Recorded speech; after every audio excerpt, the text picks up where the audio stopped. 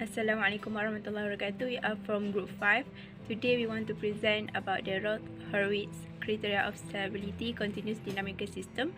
Our group leader is Syafiqah and our members are Nur Zahra Zahira, Nurul Ain, Nur Syahira, Siti Aisyah and Azizah.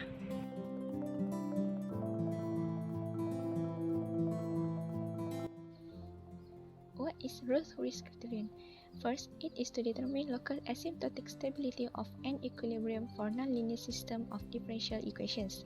In addition, Routh-Hurwitz criterion involves checking the roots of the characteristic polynomial of a linear system to determine its stability.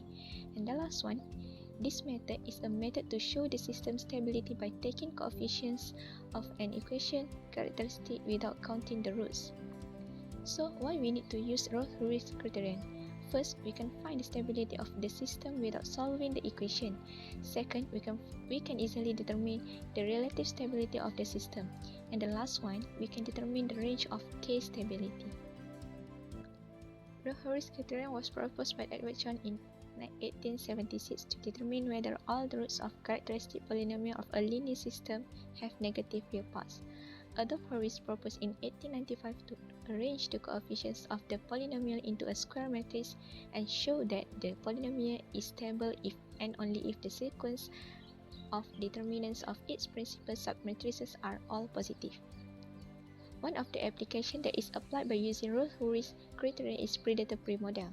Predator-prey model is to study the concept of Locke-Volterra pre-predator model. It is also to analyze the predator-prey model with constant rate of harvesting in prey and predator, and analyze the predator-prey model with constant rate of harvesting in both populations.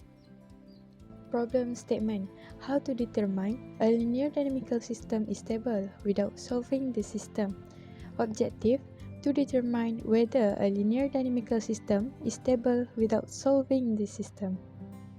Next, the methodology of Routh-Hurwitz.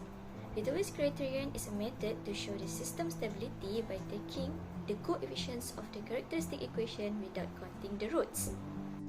By considering the characteristic equation as stated, there are three necessary conditions for the stability of the system.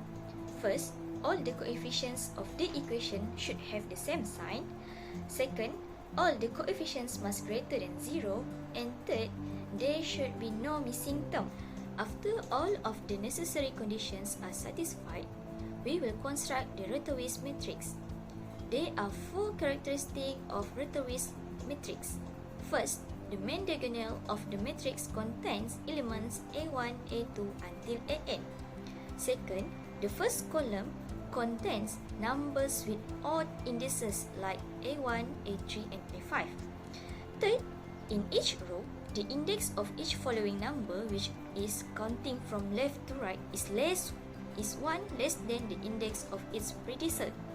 And last one, all other coefficients with indices greater than n or less than 0 are replaced by zeros. Next, we will construct the basic of Routh-Hurwitz matrix as stated in the left-hand side of the slide. We also formulate the principal diagonal minor of the Hurwitz matrix as stated in the right-hand side of the slide. Then, we talk about to formulate Routh-Hurwitz criterion.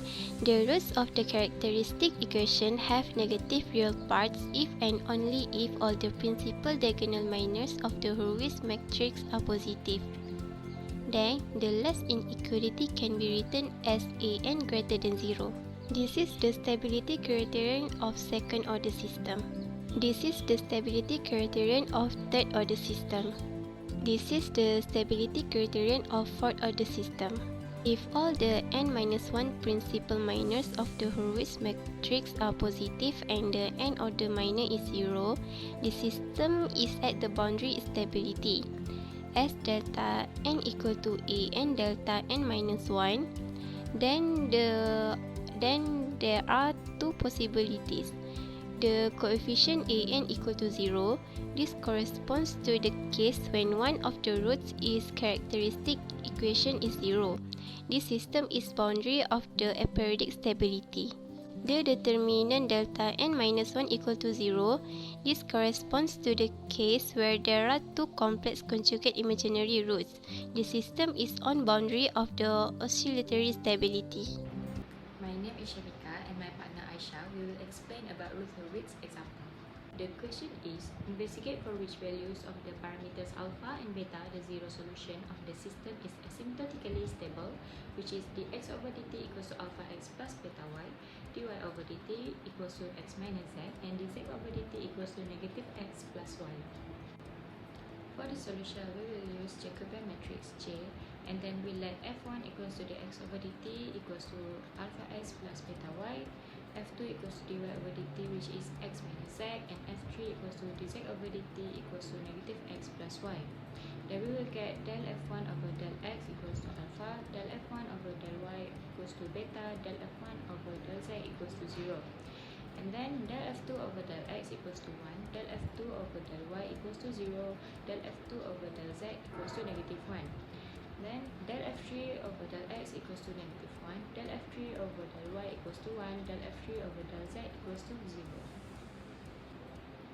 Then we will get j equals to alpha beta 0, 1 negative lambda negative 1, negative 1 1 negative lambda. The characteristic equation is the form delta j minus lambda I equals to alpha minus lambda beta 0, 1 negative lambda negative 1 negative 1 1 negative lambda equals to 0.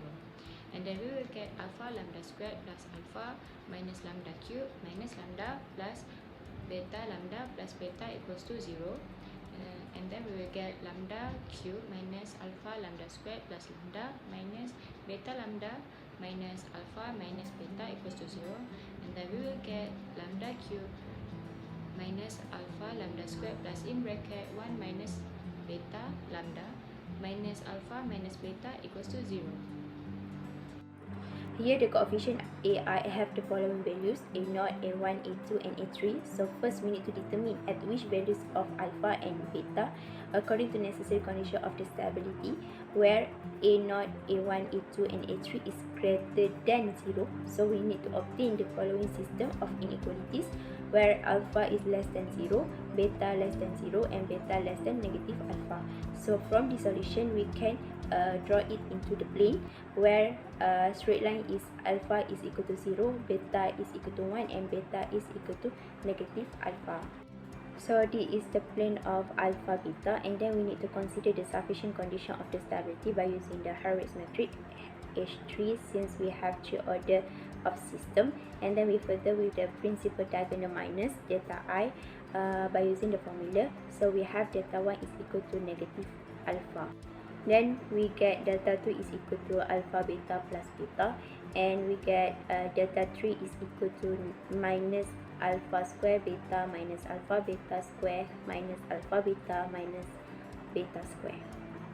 According to the Routh-Hurwitz stability criterion, the following inequalities must be satisfied: delta 1, delta 2 and A3 is greater than 0. From these inequalities, the additional one compared with the necessary condition is the only inequalities considered: delta 2 greater than 0 or alpha beta plus beta is greater than 0. So we conclude that we have the two cases. First case is beta greater than 0, alpha plus 1 greater than 0 or alpha greater than negative 1. Second case is beta less than 0, alpha plus 1 less than 0 or alpha less than negative 1. So these two cases are represented by two quadrants bounded by the lines alpha is equal to negative 1 and beta is equal to 0. Then the region of stability of the system is bounded by the values of the parameters alpha, beta, at which both necessary and sufficient conditions of the asymptotic stability are satisfied. So this region consists of the left lower quadrant bounded by the lines alpha is equal to negative 1 and beta is equal to 0, and the right triangles with vertices 0 0, negative 1 0 and negative 1 1. Conclusion: the Routh-Hurwitz criterion helps determine the stability of a system by looking at its characteristic equation. Thus, the criterion provides a way to determine if the equations of motion of a linear system have only stable solutions without solving the system directly. And the result for the created example, the region of stability of the system is bounded. The system is asymptotically stable because both necessary and sufficient conditions are satisfied.